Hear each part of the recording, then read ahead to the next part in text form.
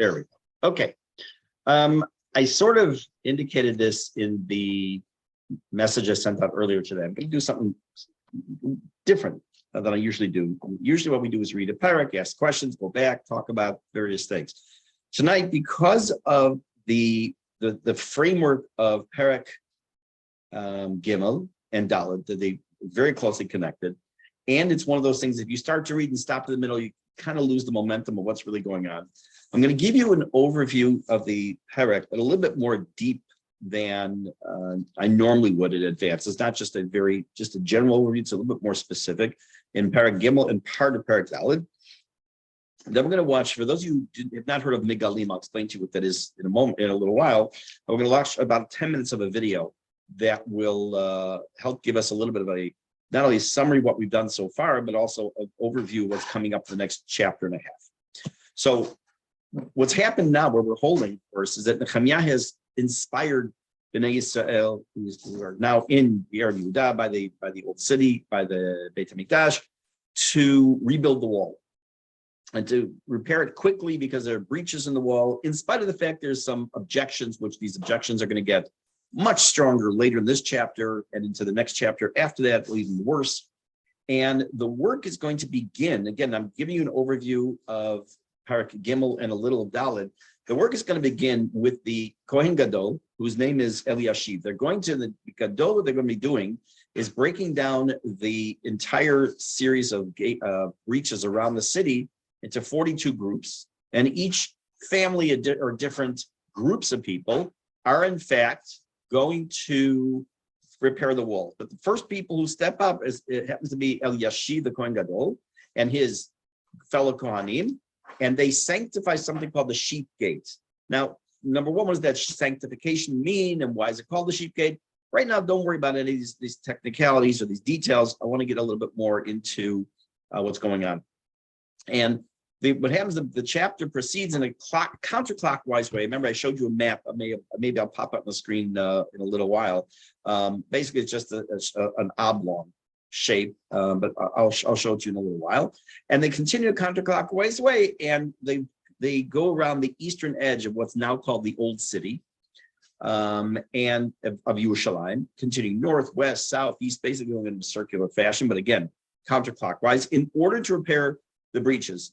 And what will be happening is that the names of these various either people or groups of individuals will be identified.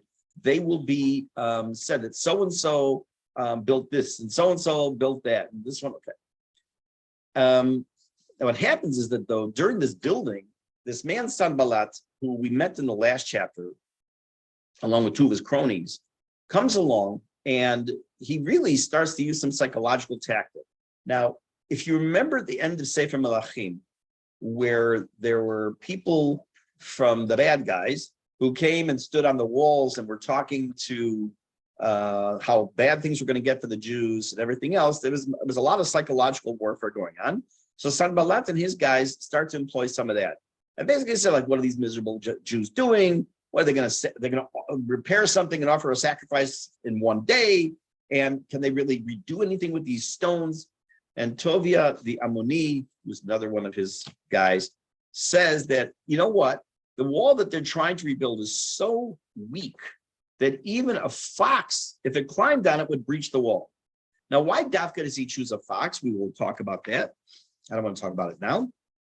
And Nehemia then, as he hears this dissuading feel that Sanballat and Tovia are really aiming at the Jews who are trying to rebuild the wall, he needs to enlist Hashem's help to give chizuk to Am Yisrael, divrei idu, the words of encouragement. And it works. In other words, the Bnei Yisrael gets inspired and they do their building.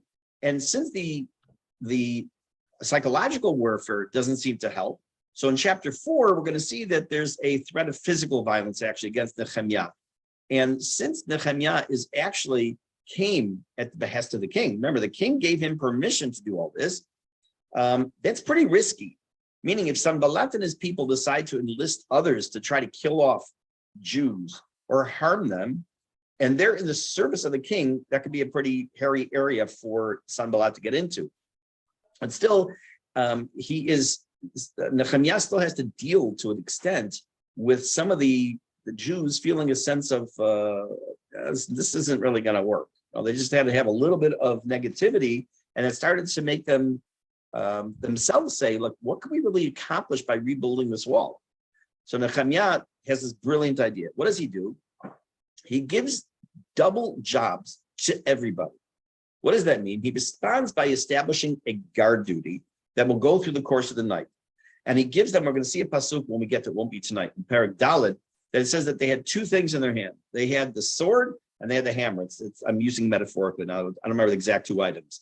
Meaning that they were, by day, they were the building, by night they were guarding, or maybe even at the same time. And that the problem was that they were spread around so thin around the whole area that what would happen if one area got attacked? So he comes up with this brilliant idea, and if there's one area that's being attacked, they'll blow the shofar, and whoever's ever by the wall, they're going to gather around and help wherever they're attacked. And interestingly enough, we will find, again, not tonight, that Nehemiah and those who were working closely with him are so focused on ensuring the city's safety and rebuilding the wall as quickly as they can, that the Navi is going to tell us that they didn't even then change their clothes for a long period of time because they were so uni-focused on what was going on. Now, we also want to talk about the fact that there was a lot of political smarts on behalf of Nehemiah, which we've seen in the first and the second chapters. It wasn't, this whole building project was dangerous, treacherous on many different fronts. Not only was there physical danger, of course, but it also was there some possible political pitfalls. Wow, that's a little bit of alliteration. How does he overcome the people's, negativity? Who's going to be assigned to each wall? Imagine for a moment, we're going to rebuild a city. We're going to rebuild a wall. And then there's some prime real estate. Like, who wouldn't want to be the one that helps fix the wall that's going to be opposite the area of Beit HaMikdash, as opposed to some guy who's going to be way, way down the mountain, and he's just going to help it. So he gets himself, potentially could get himself into some political problems. He could maybe insult people by accident, by not giving their proper respect. So he's, in a sense, he's navigating some kind of a minefield. But the first thing he has to do, and we talked about this a little bit last week, he needs the people to buy in. He needs them to make it their project. He needs them to understand that this isn't just one man, i.e. Nehemiah. He's telling them we need to rebuild the wall for safety and security. It has to be also the people from the ground up that have to feel this need as well. And there is a clear hierarchy in what's going on here, because we know that work I just mentioned before, that Eliashiv, when we begin to read the parak, we'll see this, that Eliashiv, the Kohen Gadol, is the one who takes the lead and begins to work at something what we call the sheep gate. And there are other important groups. There's the Levi'im, there's other Kohanim, there's Yisraelim, the Netinim. Those are the water carriers, which we saw from Yeshua's time, which we talked about, these same people who came over in the time of Ezra and later in Nehemiah. And even government officials will be involved in the rebuilding. And what does he do? He tells them something that I heard many years ago, I thought was brilliant. I was still living in Chutz La'aretz. Someone came to speak to, I don't remember which organization it was. It was someone who was in the army, or he was a captain in the army, or I don't remember exactly what his rank was. And he's telling us one of the major differences between when Israel goes to war and other countries go to war. And he specifically was talking to the United States. What would happen in the United States? Let's say the Vietnam War, the Korean War, in Afghanistan, in Iran, or Iraq rather, all these wars, what happens? They get on planes, or they go to the Middle East, or they go to Korea, or they go wherever it is, they fight their war, and then they go back home. What happens in Israel? You go across a border, and you turn around, and you see your house, almost literally. So you're not only fighting for your country, you're fighting in the backyard of your country. And in a sense, what's happening here also is that Nehemiah is also telling him that you're not just building a wall. You're not just trying to protect the Beit HaMikdash. You're protecting your homes. You're protecting your wives and your children and your families. And therefore, you have a vested interest in this. But in spite of this success, I guess you can call it, in spite of that, there is some degree of opposition internally within the community. Some of the people in Yerushalayim felt, not my job. I don't need to do that. It's interesting. Within absolutely every organization, whether it's a shul or a gemach or whatever, some form of committee, there's always certain people who always do the work. There are the people who do what they're asked to do, and others who just, okay, it's going to get done by somebody. And here you didn't have anything different. You had people within Yerushalayim, again, whose homes needed protecting, but they didn't feel it was their problem, their project. So the project also was likely to cause not only animosity within the people themselves, but also from the enemies of the Jews, who may no longer want to see the Jews as part of a larger community, but maybe now they're trying to insulate themselves and all kinds of negativity that could be promoted by this. There is actually also the city of Tekoa, which many of you know where it is, by the Gush. They particularly refuse. It's mentioned specifically in the text. We'll see in this parak soon that they refuse to participate. And the reason for it is not known. It is mentioned, but it's not known why. None of the Mefarshim tell us why. At least they can't come to a conclusion. Maybe they felt it was beneath them to be involved in building. Maybe they didn't feel they had a financial interest, and why should they help? Maybe they were some noblemen that didn't feel, again, that there was, let the kids do it. Let the, we're the older guys, let the younger guys do it. Whatever the reason was, they were representative of others that didn't want to be involved in the building. Now, I do want to go back to one thing, because it's going to lead us, after you see this short video, it'll lead us into the beginning of this chapter, is that when Eliashiv the Kohen Gadol and his cohort start to work at what's called the sheep gate, it says that they sanctify. So there are different meanings of what it means to sanctify. We'll deal with it when we get to that pasuk, which is the pasuk Aleph, very first pasuk in Perek Gimel. We'll get back to that. But it's the only one that I remember, I think, the only one that uses that terminology. They sanctified it. So you could say, well, it meant that they were sanctifying the job. Doesn't necessarily say that. It could mean a few things. And we're going to come back to that. So what I'd like to do before we look at the movie, I'm going to call up on the screen for a minute again. Make this large when I get it. First, we do screen share. Let me do screen share. There we go. Okay, in front of you, you see a map that I've turned sideways so it's legible. Let me make it much bigger. Okay, and we will talk. I'll refer to this map either tonight or next time as we talk about the area. I just want to find it here. Okay. You'll notice, and again, I just want to give you just again an overview tonight, that the areas over here, you'll see names of families, you'll see names of kinds of people, you'll see the Tekoim, the ones who blew the shofarot, you'll see names of individuals, names of groups, and this is the Beit HaMikdash over here. This is something called the Ophel. We'll be talking this over here. We'll talk about what the Ophel was. So what I really wish we could do, maybe one day we will have a field trip, is to go to this whole area, Tanakh in hand, with a proper guide, not me, but someone who's done this many, many, many times. And we'll take a look and read the psukim and go from station to station, so to speak, and see exactly what happened. Here you have Anshe Yericho, Zachor ben Imri. These are names we're going to come across in the text in a little bit. Now, what's important to also note is that when we looked at Sefer Ezra and we looked at Sefer Nehemia, we saw, especially in Ezra, chapters that had just names, dozens and dozens and dozens of names. And I mentioned way back then when the purpose was to give proper honor and respect to those people who did what needed to get done, which meant make aliyah. They had to go to Israel. Definitely not under the best circumstances, even more so when it was in the time of Nehemiah. And they deserved to be named on the honor roll. And this chapter, Gimel, is going to have many, many names of families and individuals and types of people and groups of people and what the areas that they rebuilt.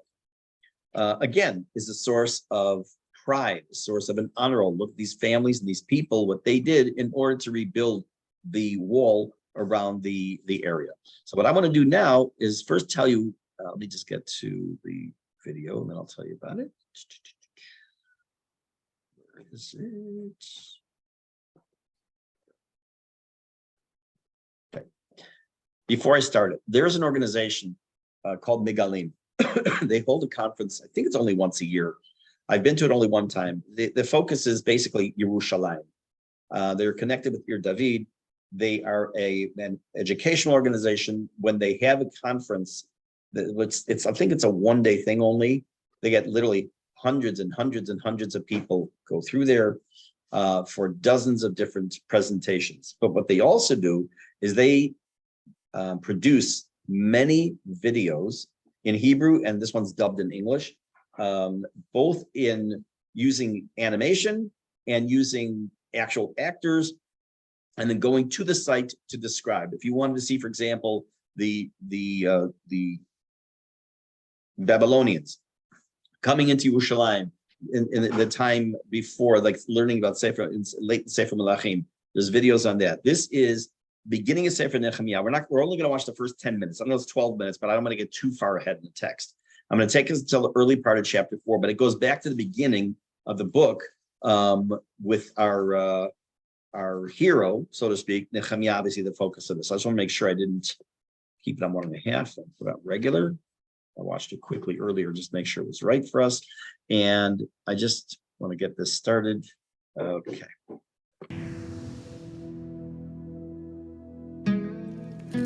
The film that you are about to see is based on an authentic journal written 2,500 years ago and recorded in the Bible. The author, an eminent Jew, is a high-ranking official in the court of the Persian king. Nehemia, Nehemia, for they are coming to kill you. In the night, they will come to kill you.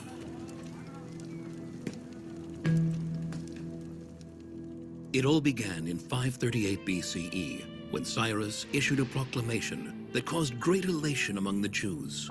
In an imperial order circulated throughout the Persian Empire, Cyrus allowed the Jews who had been exiled to Babylonia with the destruction of the first temple to return to the land of Israel.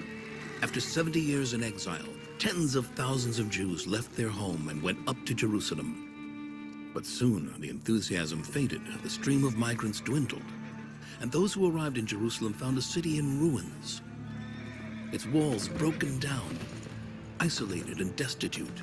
The Jews became easy prey for the surrounding nations. As hostilities mounted, life in Jerusalem became unbearable. The dream of the return to Zion was on the brink of collapse. On the other side of the world, far from the suffering of their brethren, the Jews prospered and produced dignitaries such as Nehemia, the son of Hachaliah, a high-ranking official in the Persian court. In the month of Kislev, in the 20th year, while I was in the capital city of Shushan. This is obviously, if you can see the bottom right corner, you'll see this is obviously the very beginning of Sefer Nehemia. Hanani, one of my brethren, came from Judah with some men. I asked them about the remaining Jews who had been left behind from the captivity and about Jerusalem. And they told me, the remnant who were left behind from the captivity there in the province are in a terrible state and in disgrace, and the wall of Jerusalem is broken down and its gates burnt. Distressed by the words of his brethren, Nehemia wanders restlessly through the halls of the royal court, crying and praying. In the month of Nisan, in the 20th year of King Artaxerxes, when the wine was set before him, I took the wine and gave it to the king. The troubled look on Nehemiah's face aroused the king's suspicions. The king said to me, "Why do you look troubled since you are not ill? It must be from evil intentions." Then I was very frightened. I said to the king, "Why should I not look troubled when the city where my ancestors are buried lies waste, its gates consumed by fire?" Nehemia musters all his courage and implores the king, If it pleases the king, send me to Judah, to the city where my ancestors are buried, so I can build it. The king agrees. He appoints Nehemia governor of the province of Yehud and sends him to Jerusalem with a military escort. Nehemia leaves the pleasures of the Persian Empire behind. He is driven by a single goal: to build the wall of Jerusalem. But Nehemia's appointment as governor of Yehud infuriates the leaders of the neighboring nations. They are vehemently opposed to the rebuilding of the wall. When Sanballat the Horonite and Tobiah the Ammonite servant heard, they were very distressed that someone had come to do good for the children of Israel. They refused to let Jerusalem once again be the center of life of the Jewish people. Therefore, when Nehemia arrives in Jerusalem, he slips out secretly to check on the state of the wall. So I came to Jerusalem and was there for 3 days. And I arose at night, I and a few men with me. And I told no one what my God had inspired me to do for Jerusalem. And I had no animal with me other than the animal I was riding. What Nehemia saw was depressing. The entire area around the wall was full of fallen stones and ruins. He was barely able to pass through. I inspected the broken walls of Jerusalem and its gates that had been consumed by fire. There was no room. Now here they translated, remember we talked about last week, there are at least two possibilities of this word. Whereas sover, or looked at as the word shover, he actually broke the wall to encourage people to build. He may have broken pieces just to see how weak it was, or sover meaning to inspect or to survey. So he's using here the terminology of to survey. For the animal under me to pass, I went through the valley gate and returned.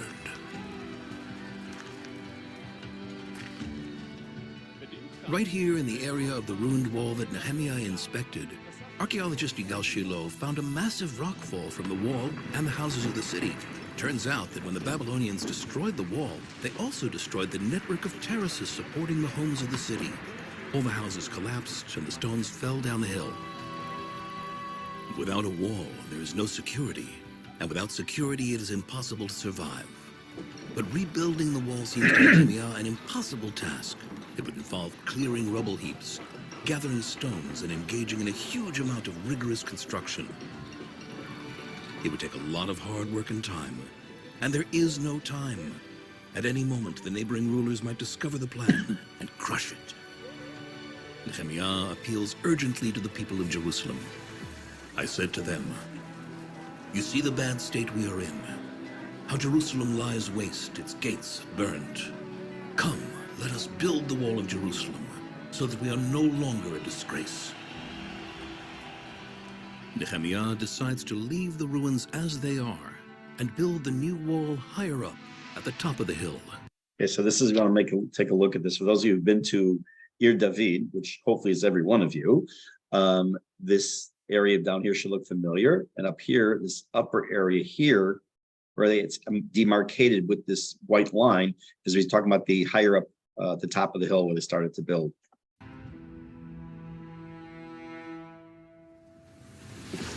The entire plan now depends on the inhabitants of Jerusalem.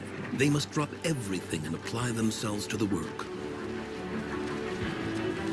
The first to volunteer are the high priest and his men. Then Eliashib the high priest arose with his brethren the priests, and they built the sheep gate. They sanctified it and put up its doors. And next to them the men of Jericho built. And next to them built Zakur the son of Imri. The sons of Hasnaah built the fish gate. They laid its beams and set up its doors, its bolts, and its bars. Again, this is the part where we haven't yet read. This is mentioned to you. They go in the Navi records in a counterclockwise way, which we'll again look at the map after this. From one here, again, going counterclockwise, it mentions either the name of a person or we'll see a group of people and what their job was, what they rebuilt. And next to them, Meremot, the son of Uriah, the son of Hakotz, fortified. And next to them, Mishulam, the son of Berechia, the son of Mishai-Zabel, fortified. And next to him, Zadok, the son of Baana, fortified. And they restored Jerusalem all the way to the broad wall. High on the broad wall Maybe I'll talk about that a different time. But for those of you, again, who've been in the old city which is everybody, and you've been near the Cardo, and before you go in the Cardo, you can look down and you see a portion of an ancient wall below where those columns are. That ancient wall is the broad wall built by Chizkiyahu, which we talked about in Sefer Melachim. So we're talking many years later, but obviously making use of the infrastructure that was there and then adding to that to strengthen what was messed up. The hill above the layer of the destruction of Jerusalem, the excavators uncovered a part of the wall and tower, apparently from the Persian period. The archaeologist Eilat Mazar believes this is a segment of the wall built by Nehemia. Poor construction, gaps between the stones, the builders were ordinary people like us, and the building materials that they gathered from the ruins were not of the best quality. Nevertheless, the wall they built survived the entire Second Temple period, more than 500 years. The building of the wall surprises and angers the neighboring rulers, but they're not concerned. The entire effort seems to them pathetic and hopeless. What are these feeble Jews doing? Will they revive the stones out of the rubbish heaps even though they are burnt? Tobiah the Ammonite, who was with him, said, "Even whatever they do build, if a fox goes up, it will break down their stone wall." But the ruler's complacency turns to panic after a few days, when they discover that half the wall is already standing solid.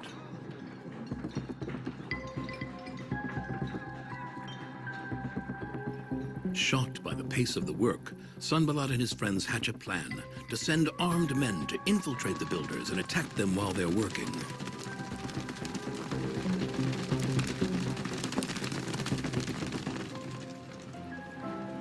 The situation is extremely dangerous. Nehemia again appeals to the inhabitants, this time to protect their homes and their city. Do not fear them. Remember the Lord, who is great and awesome, and fight for your brethren, your sons and your daughters, your wives and your homes. Entire families are mobilized, men, women, and anyone who can bear arms. I arranged the people by family with their swords, their spears, and their bows. Nehemia himself takes the lead of the fighting force. The shofar blower was next to me. Whenever you hear the sound of the shofar, gather there to us. Amidst all the tumult, the work on the wall continues. The builders function simultaneously as construction workers and soldiers. With one hand, he does the work, and with the other, he holds his weapon. The intimidation and threats are of no use. The wall quickly nears completion despite the opposition of the enemies of Judah. The enemies of Judah realize that having failed to stop the builders of the wall, they will have to attack the driving force behind the entire venture. Kill Nehemia. Okay. That's where not going to look any further at that. The video is a little bit longer, like I say, because then it gets a little bit deeper into chapter 4, which I don't want to do at the moment. I want to get back, though, to this and put the map on the screen. Try to make it even a little bigger, if I can. And let's see. Okay.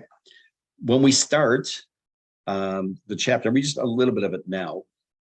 It starts over here, Shar Hatzon. It's hard to see maybe for some of you. It's Eliashiv HaKohanim. It's what the name says over here in bold. And here's the very beginning, and it's going to go this direction around the wall. So I'm just going to start reading Perek Gimel, Pasuk Aleph. Read, translate, and I'm going to start, and I'll point out some of this on the map as well. Feel free to look between your text and the screen. We're going to get up until Shar Hagai, Shalom ben Alochesh, over here before I have to actually move the screen. I'm saying that out loud so I remember. Okay. Perek Gimel, chapter 3. Vayakom Eliashiv HaKohen HaGadol ve'achav HaKohanim. Eliashiv the Kohen Gadol got up, along with his fellow Kohanim. Vayivnu et Shar Hatzon, and they rebuilt the sheep gate. Hema kidshuhu, they sanctified it. Vayamidu daltotav, and they put up its doors. Again, the sanctification issue, we're going to have to come back. I don't want to dwell on it at the moment. Vad migdala meya kidshuhu, and they sanctified the wall up to the tower of the Me'ah, Ad Migdal Hananel, to the tower of Hananel. So that is this here. Here's Shar Hatzom, here's Shar HaMe'ah, and here's Migdal Hananel. All this is what they did, and they sanctified it for some reason. Pasuk Bet. Va'yado banu anshe Yericho, va'yado bana Zakur ben Imri. Next to him, they built, the people from Jericho, Yericho, built the wall. Next to him, Zakur ben Imri built as well. Ve'shara dagim banu b'nei hasna'a, hema keruhu va'ya'amidu daltotav, man ulav ubrichav. So then the children of Hasana'a built what's called the fish gate. They put a roof over it. They put up its doors, the locks, the bars. Va'yadam, and then next to them, Hechazik Meremot ben Uriah ben Hakotz. Next to them, Meremot ben Uriah, who was the son of Hakotz. Va'yadam Hechazik, and they reinforce. Every time it's a Hechazik, it means they reinforced. It means they strengthen the wall. Mishulam ben Berechia ben Meshezavel Va'yadam Hechazik Tzadok ben Bana. So again, you take a look up here, you'll see the Anshe Yericho, Zakur ben Imri, Bnei Sana. Right here's the Shar Hadagim. This over here is the Shar Hadagim. Near Mod B'Shulam, we're going to continue with that. Pasuk Hey, number 5. Va'yadam hechaziku at ko'im v'adirehem lo heviu savaram b'avodat adonehem. Next to them, the Tekoim, people from Tekoa, reinforced the wall. But as I mentioned in the introduction, the noblemen, the dignitaries, the upper crust of Tekoa, they didn't get their hands dirty. They didn't feel they felt it was beneath them to work, to labor. Now, why does it mention that? I think the reason is obvious. Well, maybe we'll come back to it, but I think the reason should be pretty obvious why it's necessary to mention that. Actually, let me just adjust that for a second. We know there's a halacha that says, we just saw last week in Parshat Kitetze, the concept of what's called Shana Rishona. When a man gets married, Naki elevato, he has to be available to his household for the whole year. His whole goal is to make sure his wife is happy and is building a new life together. Shalom bayit the first year. By the way, just as an aside, we all say shalom bayis or shalom bayit. It's shalom because it's possessive. About building shalom bayit for the year, that's what it's all about. However, if there is a war, a milchemet mitzvah, a war of a mitzvah, Jews are being attacked, afilu chatan mechupato, even a chatan from under his chuppah goes out to war. And we know that there are situations almost exactly like that, almost literally from a wedding, go into Madim and go into war. So when the idea is, we're too important to fight in the war, we're too important to help build the wall for security, that's a very big problem, an internal Jewish problem, which we still have to this very day, unfortunately. Okay, so let's go back in Psukim. Pasuk Vav, number 6. Ve'et shara yeshana hechaziku Yoyada ben Paseach. The shara yeshana, the old gate, was strengthened by Yoyada ben Paseach, Mushulam ben Besodia, Hema keruhu v'ya'amidu v'daltotav u'manolav v'brichav. The same idea each case when they rebuild a section, especially that we're talking a sha'ar or gate. The top is fixed, is solidified, the doors are solidified, the locks, the bolts, everything's taken care of. V'al-yadam echazik melatiyah ha'givoni v'yadon ameronoti anshe givon v'hamitzvah v'chisei pachat ever hanahar. What does that mean? So next to them, we have melatiyah the givoni, yadon meroni, the people from Givon and Mitzvah. They also, now we're talking about the Givonim. These are the people, going back again to the time of Yehoshua, these are descendants from them, who were involved in this action. And they reinforced the governorship or governor's seat of Ever Nahar. That's one of the things we're going to have to come back to. Al Yado Echzik Uziel, in Pasuk Chet number 8. Al Yado Echzik Uziel ben Har Haya, Sorfim, Val Yado Echzik, Hananya ben Harakachim, Vayazu Yerushalayim ad Hachoma ad Harachava. So then the next grouping, Uziel ben Hananya and others, these were, it tells us they were goldsmiths. These are professional people who had a trade, or tradesmen. They were involved, of course, in this building. And then Hananya, who was a group from the family of perfumers. They were involved in it. And they fortified the Yerushalayim up to the broad walls. Let's take a look for a minute. I got my glasses. Here.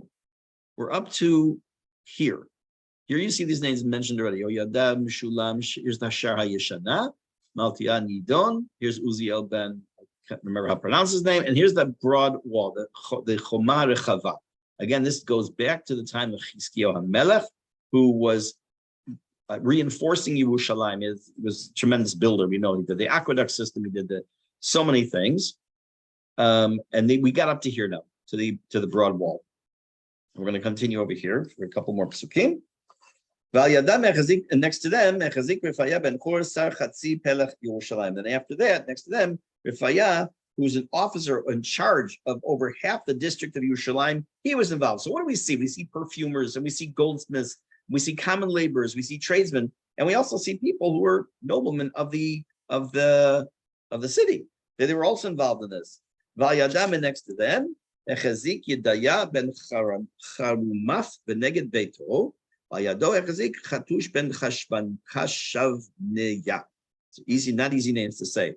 So we're talking again that they reinforced the next part of the wall, these individuals. Then Midah Shenit Chazik Malkiah ben Charim. So Malkiah ben Charim and Chashuv ben Pachat Moav, and also Chashuv, the son of the governor of Moav, they reinforced similar things. What does that mean, similar things? It means the same amount of distance and work that was done in just the previous section, they did. It's like canal, like we just like ditto. They just did this as well. Now you have people not even who are necessarily citizens of the country. You have people who are governors under the king, Artashasta, who sent them on this mission. King of the governor of Moab, involved in the. Is he Jewish? No, he's not Jewish. Good question. And it plays an interesting part because one of the things that was said in the time of Ezra and is said in the time of Nehemia is when they come to say, like Sanballat and people, okay, we're going to help you build it. It's, we don't need you. We don't need you guys. Okay, so how come they are involved here? Okay, very good question. Also, the Migdal HaTanurim